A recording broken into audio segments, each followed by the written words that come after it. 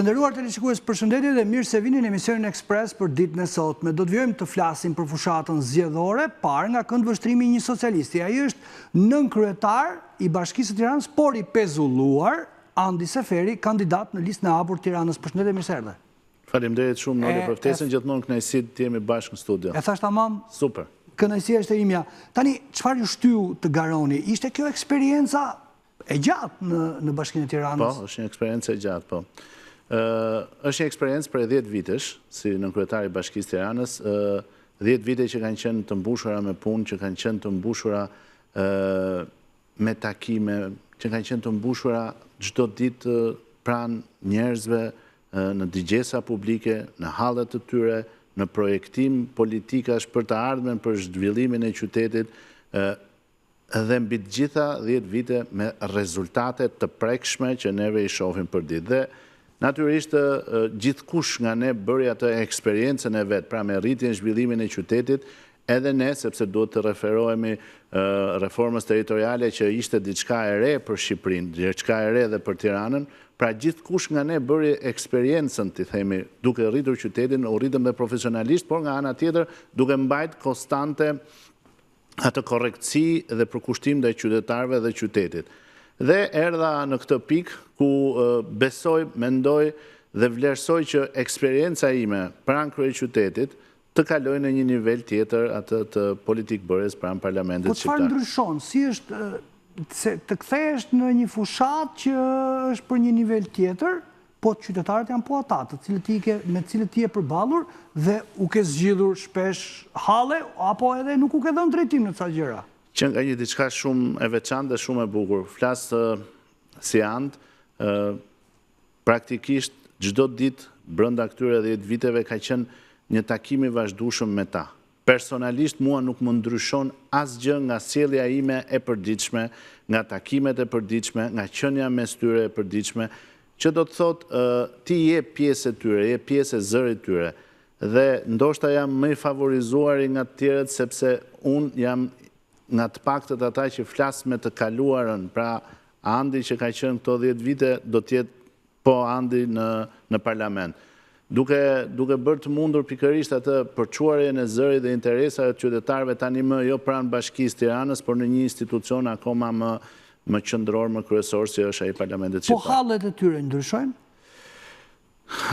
Duke u referuar dy pozicioneve, pra atit të nënkryetarit Bashkisë, pra Bashkisë Tiranës dhe parlamentit shqiptar, hallet janë të lidhura me njëra tjetrën, do thonin, sepse në qoftë se nuk kemi pjesën e ligjbërësjes në atë lartësinë e duhur, në standardin e duhur, patjetër që don edhe pjesa e zgjidhjes por ajo që kemi parë, ajo që kam parë gjatë gjithë kësaj periudhe dhe në vazhdimsi është që realisht bëhet një super punë në funksion të qytetarëve.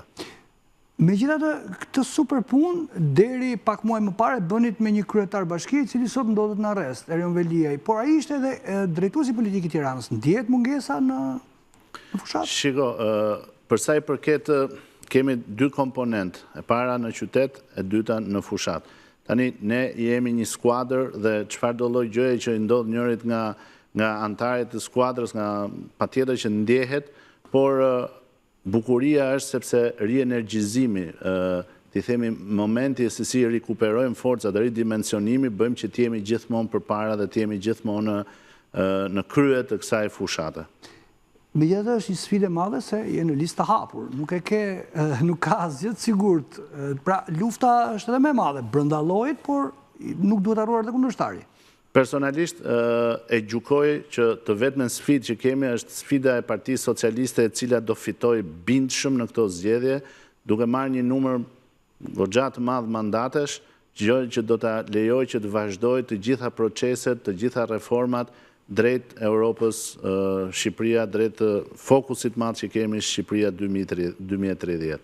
Nga ana tjetër, përsa i përket pjesës brenda që juve thoni dhe kam dëgjuar në shumë media që cilësojnë shumë më tepër japim pesh asaj luftës brenda familjes, brenda llojit, jo, nuk ekziston kjo lloj gjëje, sepse ashtu si Andi dhe të gjithë kandidatët, 37 kandidatët e tjerë, ndajnë të vetmin shqetësim që Partia Socialiste të marrë të maksimizoj votën socialiste, po jo vetëm në menaxhim. Me që jemi këtu, unë e bëj një pyetje shpesh në fund kandidatëve. Sa parashikonit merrnin Tiranë dhe sa në gjithë Shqipërinë? Tani, Tirana, që duke pasur në konsiderat edhe votën e diasporës, duke pasur në konsiderat edhe kthim në një metropol ku jeton, të themi, rreth 1/3 e Shqipërisë, e popullsisë Shqipërisë, sfida jonë është 21 deputet për në qarkun e Tiranës. Pastaj kalojmë tek 77-a, që numrat të cilat do të na lejojnë që të vazhdojmë reformat dhe të vazhdojmë proceset tona. Megjithatë, Tirana nuk është vetëm bashkia e Tiranës. Tirana ka dhe bashki të tjera. Si e ndjen pulsin e qytetarëve në këto bashkitë e tjera? Kavaja, Rogozhina. Atëhere, është e vërtet kjo që thoni ju dhe unë kam lëvizur edhe në për këto bashkitë të tjera, edhe sepse falë punës kanë qenë shumë proceset të cilat gërshetoheshin dhe sepse nuk mund të zhvillohesh vetëm i izoluar si një qytet pa qytetet e tjera, sepse si që dimja faktikisht zhvillimi turizmit që ka marrë një super hovë të madhë, kush nga turistët vjen, kalon në Vorë, para se të vinë Tiranë, kalon në Durrës, kalon në Kavaj, kalon në Rogozhinë, pra e gjitha kjo është një ansambël, do thoja. Dhe patjetër Tirana është kryeqendra e gjithçkaje, por edhe bashkitë e tjera janë shumë, të themi, shumë të gatshme për të vazhduar këto procese të cilat i prekin nga dita në ditë. Megjithatë, cila është sfida më e madhe urbane që Tirana urbane ka në raport me Tiranën e gjelbër, do ta quaj unë, Tiranën rurale?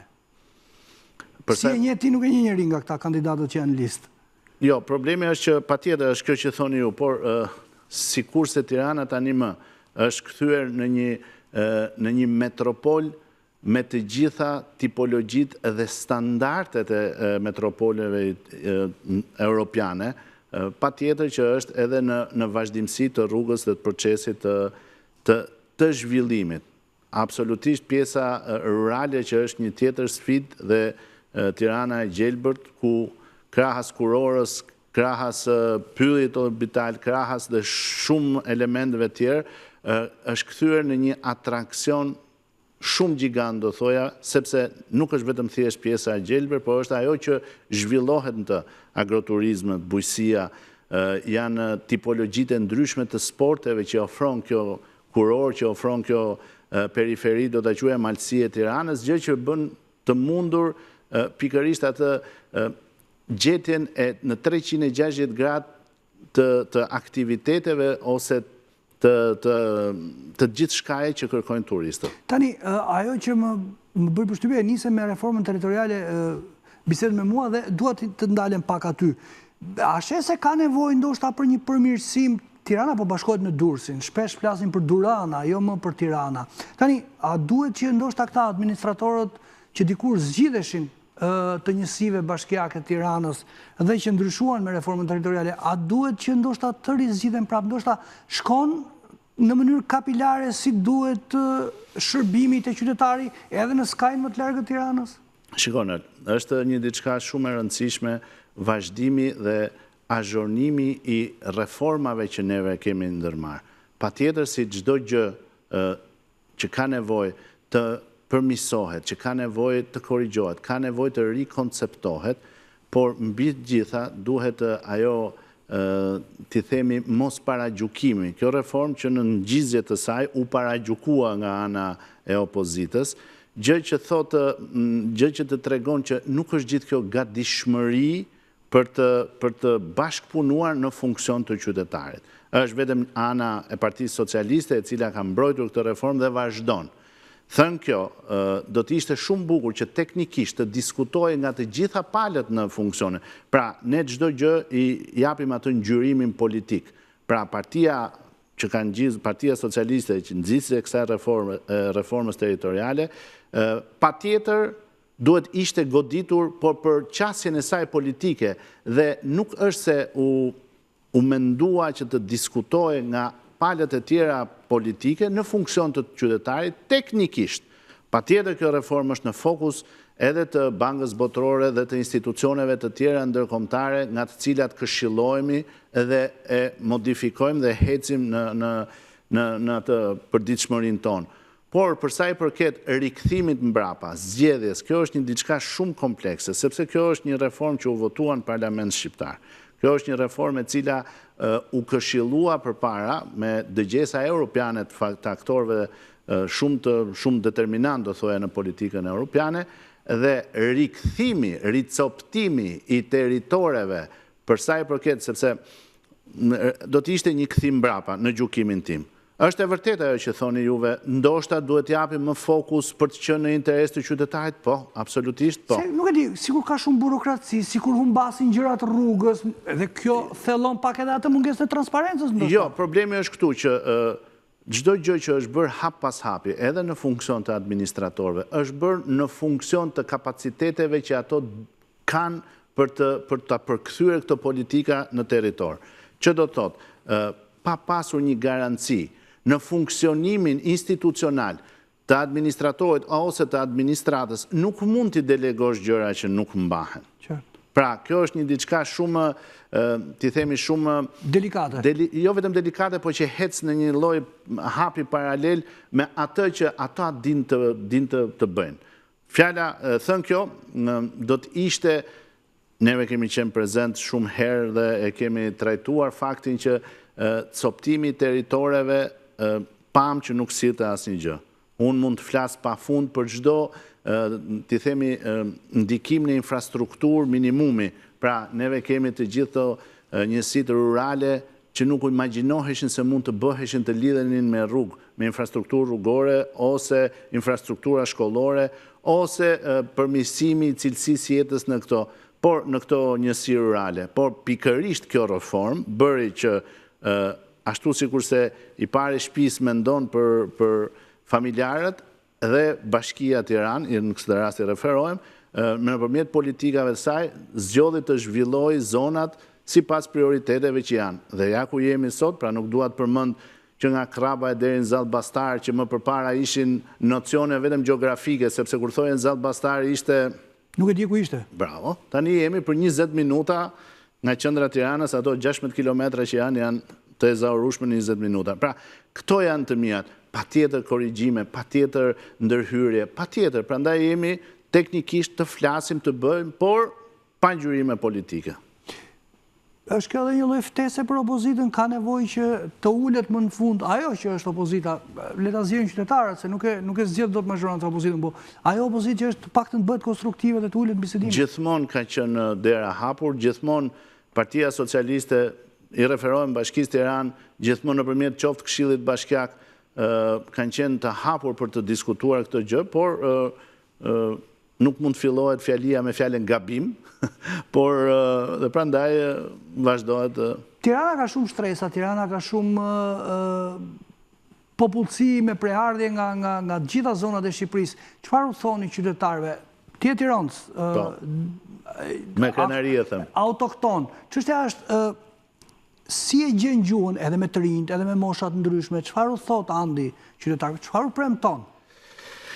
Përsa i përket premtimit, sepse tani më është kthyer rëndom që premtohet, por ashtu sikurse e thatë, unë jam djali i këtij qyteti me një familje, qoftë nga nëna nga babai, të lidhur ngushtësisht me këtë qytet dhe nuk kam dalë për herë të parë për të premtuar, pra dhe ta nis rrugtimin tim në premtim. Ajo që unë i them të gjithëve dhe tipologjive të ndryshme, shumë e vërtet, tipologjive të ndryshme që janë prezent në komuniteteve të ndryshme që janë prezent në këtë kryeqytet, shtresave të ndryshme sociale, por mbi gjithë rinis, ajo që unë e vetmja gjë që them është do të jem Andi i këtyre 10 viteve, që do të jem gjithmonë mes jush, të cilët e kanë shumë prezent që gjithmonë kur kanë ardhur, ka gjetur derën e hapur, kanë gjetur atë kontribut qoftë personal, por qoftë dhe institucional në lidhje me ta, korrekcin mbi të gjitha, respektin mbi të gjitha për këdo, dhe pastaj patjetër ndihmën ku ka qenë e mundur. Pra, fjala premtim në këtë lloj momentesh merr një konotacion nganjëherë edhe jo shumë, sepse jo shumë të qëndësishëm, sepse kushdo që ka hyrë në këtë sfidë, i referohem edhe forcave të tjera politike, aty i kanë pasur edhe qytetarët, aty i kanë pasur edhe qytetin dhe gjithçka.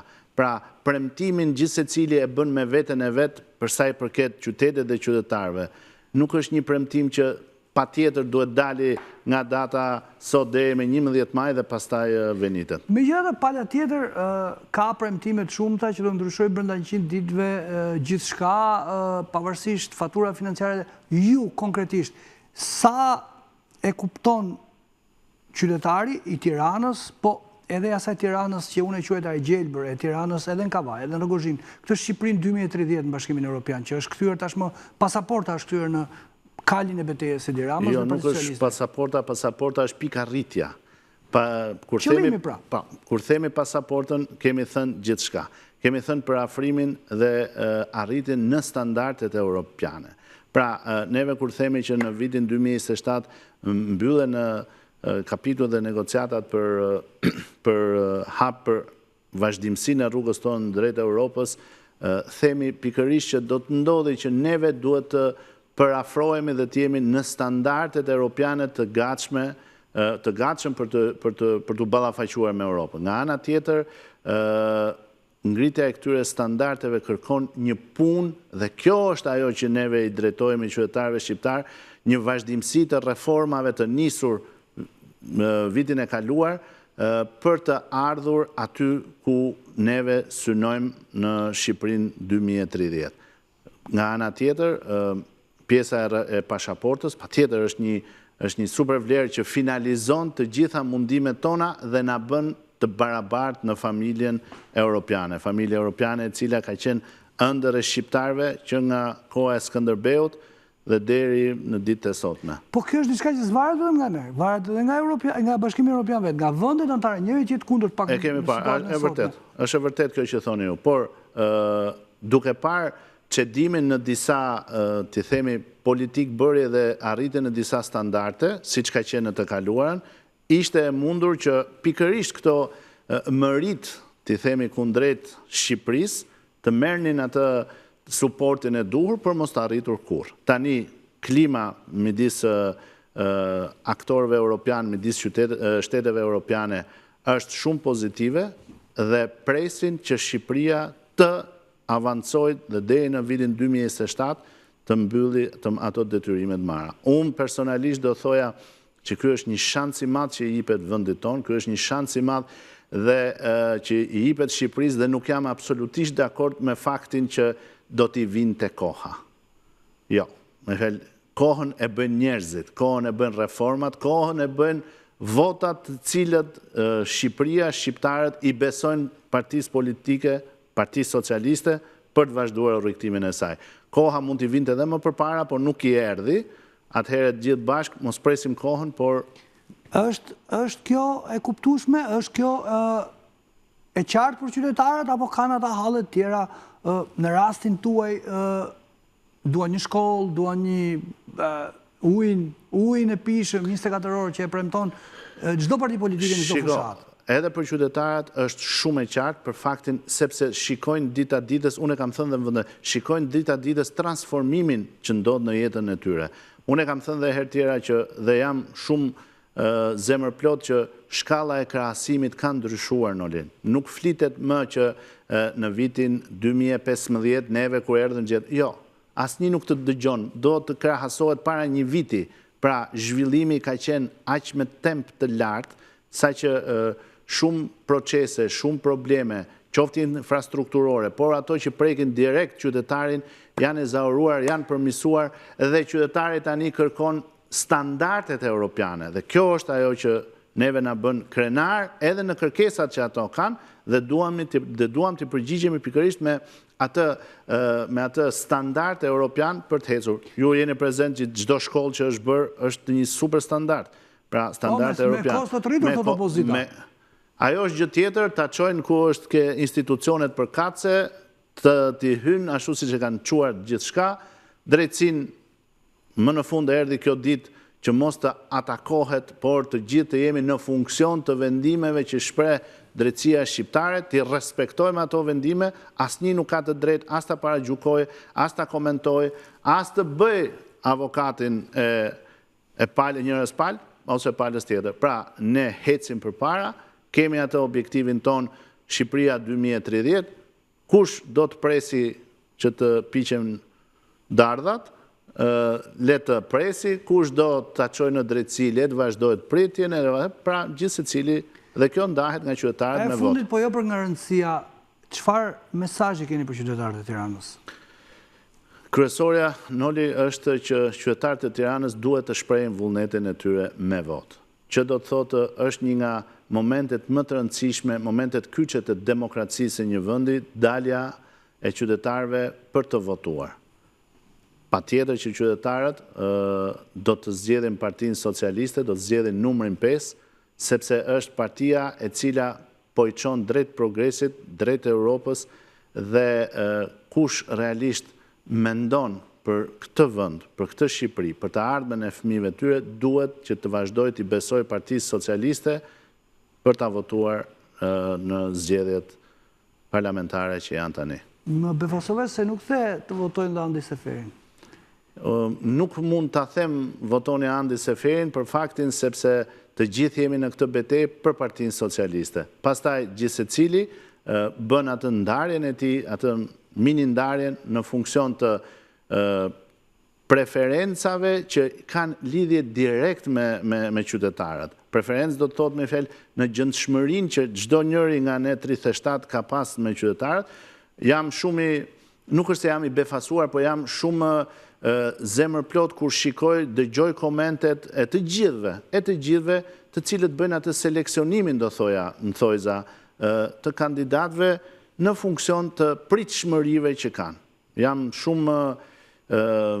Realisht jam shumë i befasuar në koherencën dhe në analizën që gjithkush nga qytetarët bën.